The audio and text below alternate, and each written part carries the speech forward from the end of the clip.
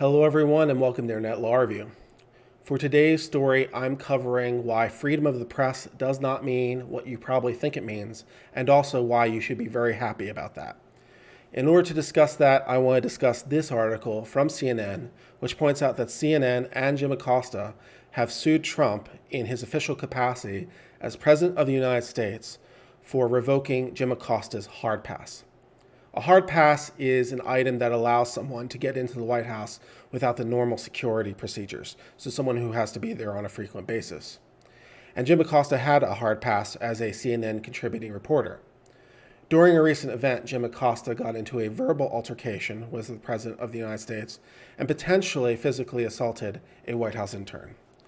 For the purposes of this video, I'm going to assume that no physical assault occurred in order to make the analysis a little bit easier.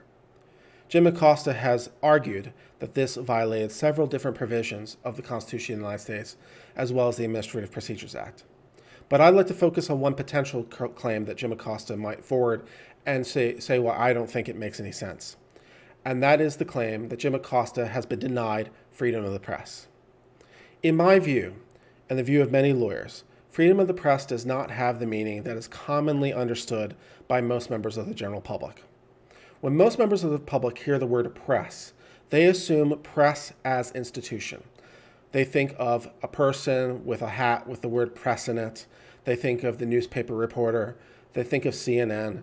They think of the Wall Street Journal. They think of the beat reporter. And they think of press as institution, the professional reporting institution that is the press.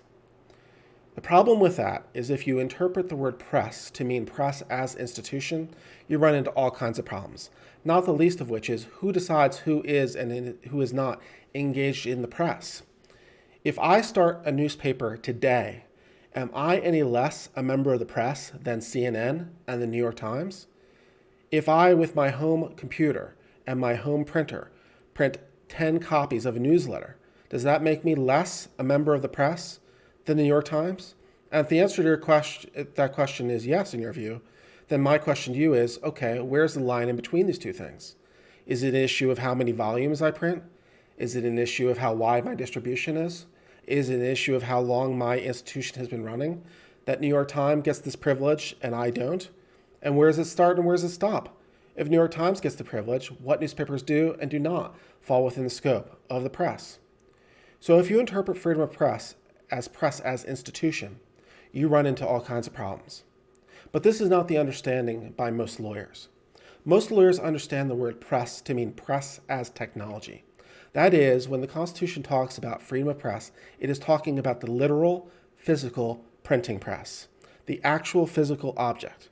And what it means is that everyone has equal right to use the printing press, and by extension, any communicative technology.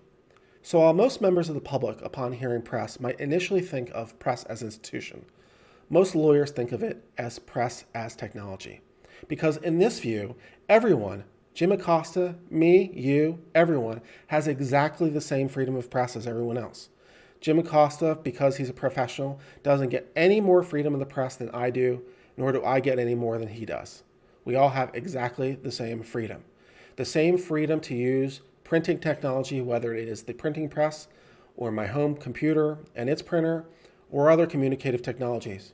And whatever restrictions might exist for particular technologies apply to everyone equally. No one, because they're a member of some professional institution, gets any additional rights as a member of the press than you or I do.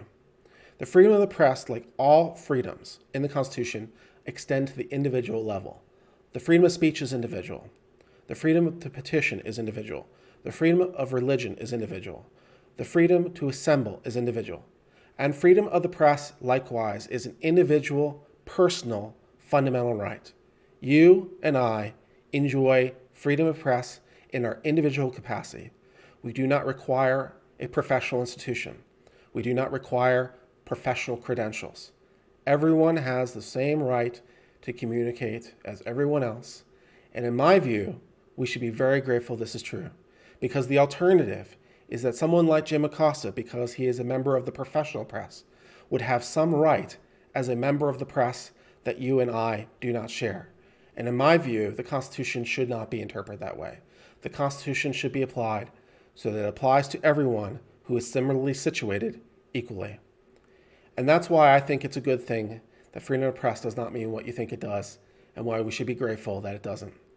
That's all for now, my friends. Until later, cheers and goodbye.